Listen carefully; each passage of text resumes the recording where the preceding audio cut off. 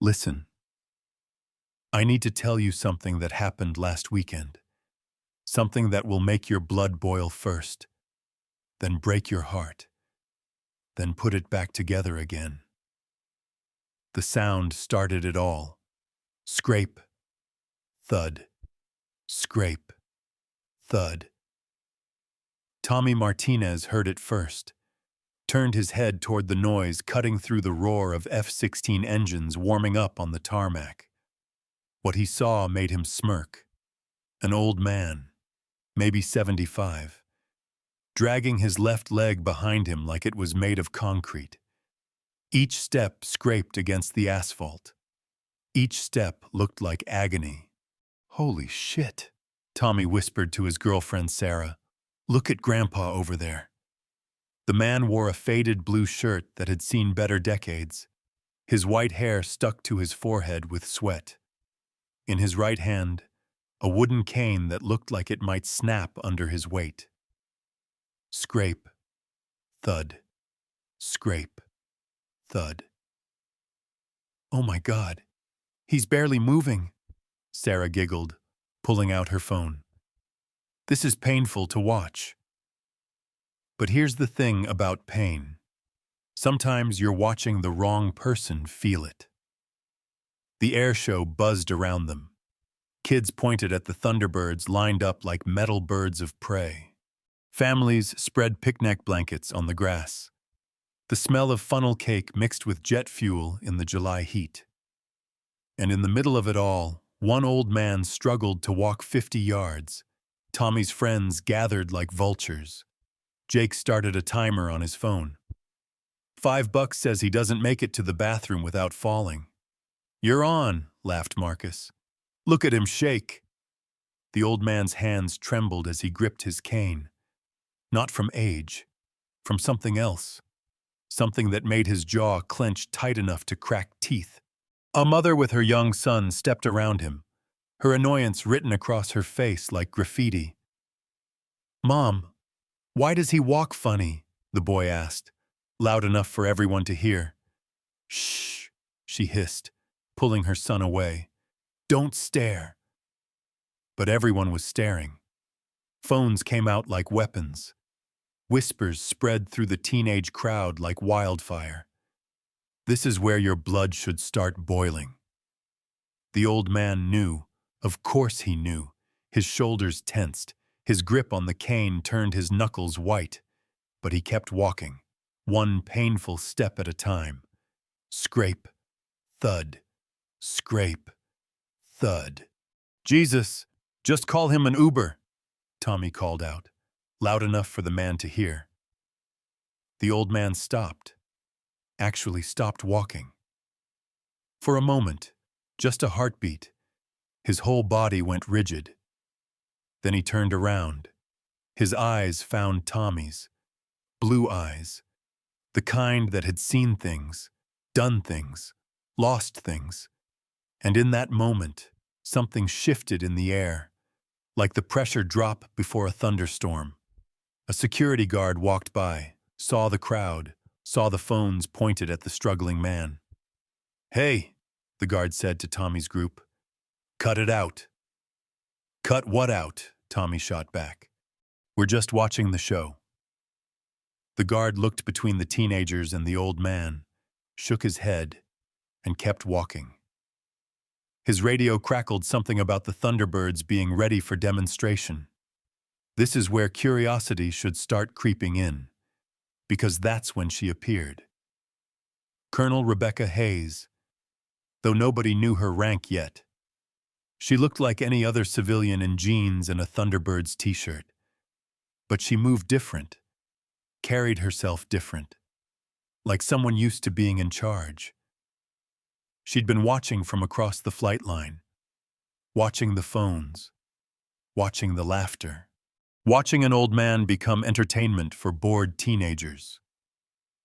She walked straight to the concession stand where the man stood, hands shaking as he counted crumpled dollar bills for a bottle of water.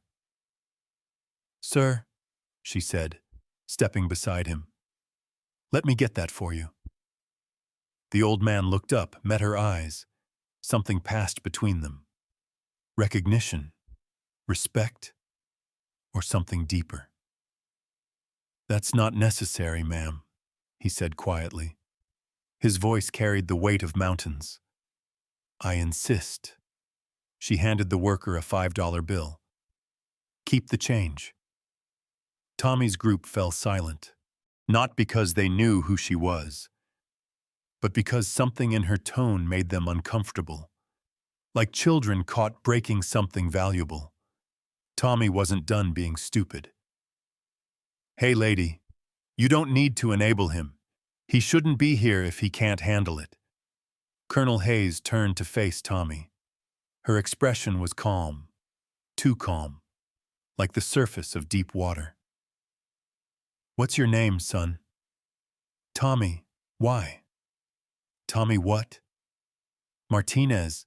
Look, I wasn't—" "Tommy Martinez." She said it like she was carving it into stone. "What do you know about walking, Tommy?" "What kind of question is that?" "A simple one. What do you know about putting one foot in front of the other when everything in your body is screaming at you to stop?" Tommy's friends started backing away. Something was happening here. Something bigger than their small cruelty. "I walk fine," Tommy said, but his voice cracked like ice. "I bet you do." Colonel Hayes nodded to the old man. "Enjoy your water, sir." She started to walk away, then stopped, turned back. "Oh, and Tommy, you might want to stick around for the demonstration. I have a feeling you'll learn something today." This is where the surprise should start building. The Thunderbirds screamed overhead in tight formation. 4 F-16s moving like they were welded together. The crowd cheered. Kids covered their ears. The old man stood perfectly still, watching the sky like he was seeing ghosts. Tommy found himself following at a distance. He told himself it was curiosity, but guilt sat in his stomach like a stone. Then came the solo demonstration. A single F-16 broke formation and climbed vertical, straight up until it was just a speck against the blue. The pilot held it there for a heartbeat, then dropped the nose and dove toward the crowd. The jet pulled up at the last possible second. The sonic boom rattled windows miles away. Everyone screamed and cheered, everyone except the old man. He was crying. Real tears. Not from the noise or the spectacle, from something deeper. Something that made him reach into his shirt pocket with hands that shook like autumn leaves. Tommy was close enough to see what he pulled out. Small. Maybe 2 inches across. Blue ribbon. Silver medal. The kind of thing you might find forgotten in a drawer. But the old man held it like it contained his soul. Colonel Hayes appeared beside him again, like she'd been waiting for this moment.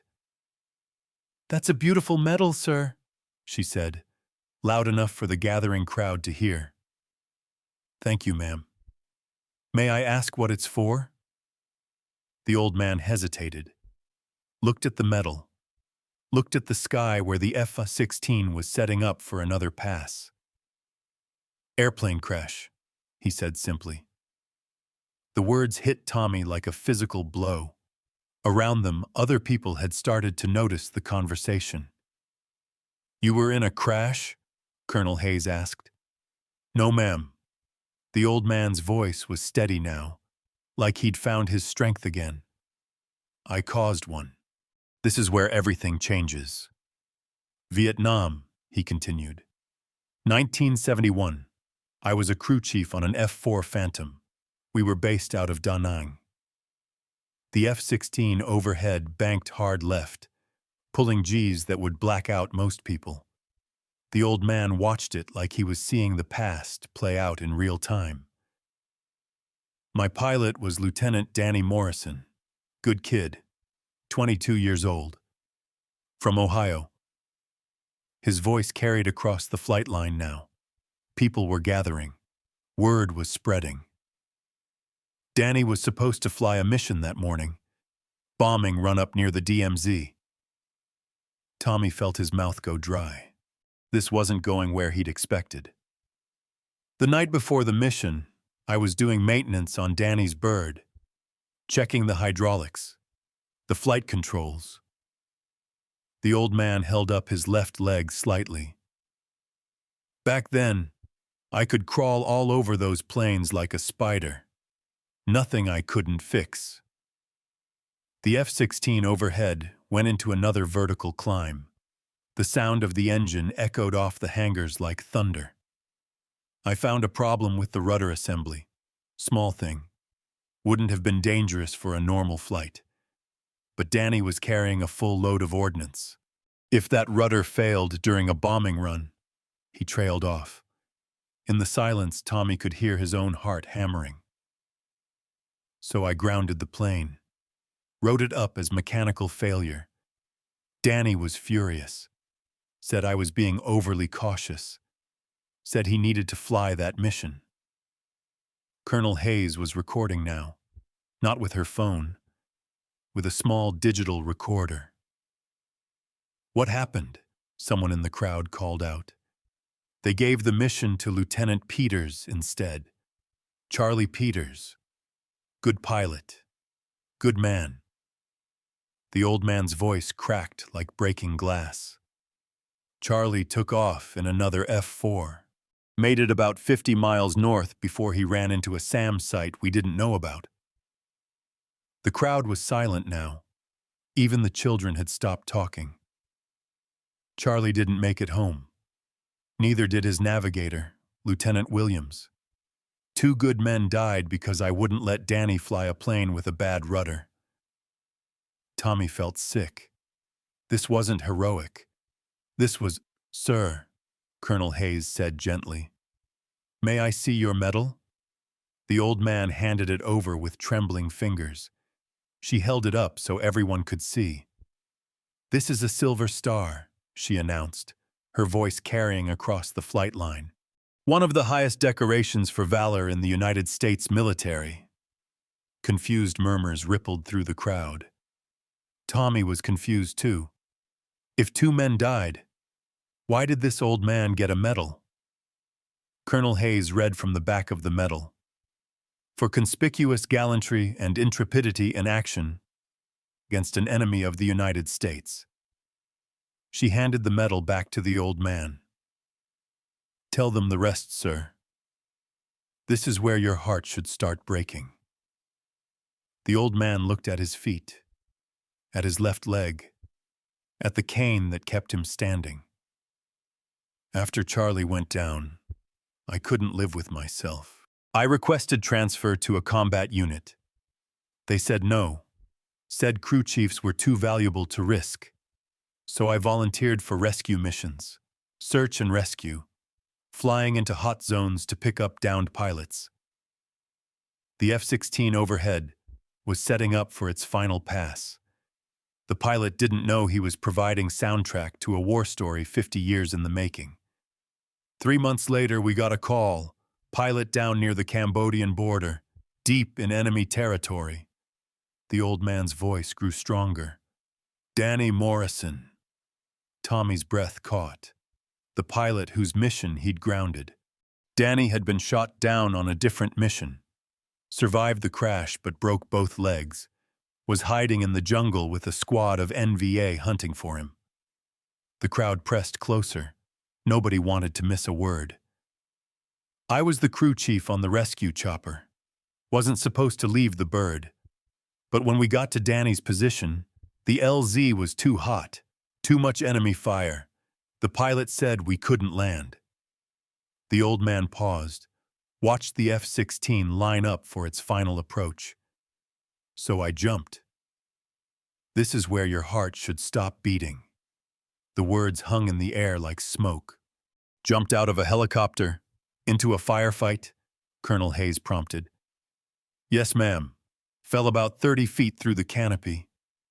Landed wrong. Shattered my left leg in 4 places. But I found Danny. The F-16 roared overhead one last time. The pilot rocked his wings in salute. Danny was in bad shape. Couldn't walk. I couldn't walk either, but I could crawl.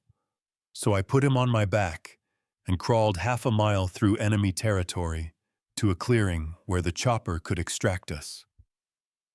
Tommy was crying now. He didn't realize it until he felt the tears burning his cheeks. Took 6 hours. Lost 3 pints of blood. Danny was unconscious for most of it. But I got him out. "And your leg?" someone called out. "Never healed right. Doctor said I'd never walk normally again." The old man looked at his cane. They were right. But Danny Morrison went home to Ohio, got married, had kids, became a commercial pilot after the war. The crowd was silent. The only sound was wind and the distant hum of aircraft engines. "He died 2 years ago, cancer." His son called to tell me. Said Danny talked about me every day for 50 years. Said I saved his life. This is where your heart should explode with pride. Colonel Hayes stepped forward. "Ladies and gentlemen, I'd like you to meet Chief Master Sergeant William Bill Thompson, United States Air Force, retired, decorated veteran of the Vietnam War, recipient of the Silver Star, Bronze Star, and Purple Heart." The applause started like a single raindrop. Then it built and built until it was thunder. Tommy pushed through the crowd, his face streaming with tears and shame. "Sir," he choked out when he reached the old man. "I'm sorry. God, I'm so sorry." Sergeant Thompson looked at him, really looked at him for the first time. "What's your name, son?" "Tommy Martinez." "How old are you, Tommy?" 17. "Same age I was when I enlisted." The old man smiled, and it was like sunrise. "You got any plans after high school?" Tommy wiped his nose with his sleeve. "I was thinking about the Air Force, actually." "Good choice. They'll teach you about respect, about sacrifice, about what it really means to serve something bigger than yourself." This is where the healing begins. As they walked toward the pilot ready room, Tommy stayed close. He had questions, 100 questions. About Vietnam. About Danny Morrison. About what it felt like to jump out of a helicopter into enemy fire. But mostly, he wanted to apologize again and again, until the shame stopped burning in his chest. Scrape. Thud. Scrape. Thud. The sound was different now. Not the sound of an old man struggling. The sound of a hero walking toward his next mission. Behind them, the crowd was still processing what they'd witnessed. Kids asked their parents about Vietnam. Teenagers put away their phones and looked at veterans with new eyes. The old man's medal caught the afternoon sun as he walked. Silver star on blue ribbon. Priceless. This is the end, but also the beginning. Tommy Martinez walked beside Sergeant Thompson, learning what respect really meant. Learning that heroes don't always look like the movies. Sometimes they look like your grandfather. Sometimes they walk with a limp and need help opening a bottle of water. Sometimes they jump out of helicopters for people who will never know their names. And sometimes, if you're very lucky, they forgive 17-year-old kids who should have known better. The sun set over the air show. But something had changed. Something had shifted in the hearts of everyone who witnessed it. In the memory of Danny Morrison. In the footsteps of an old man who learned to walk again, one painful step at a time. Scrape. Thud. Scrape. Thud. The sound of a hero going home. The sound of a lesson that will echo forever.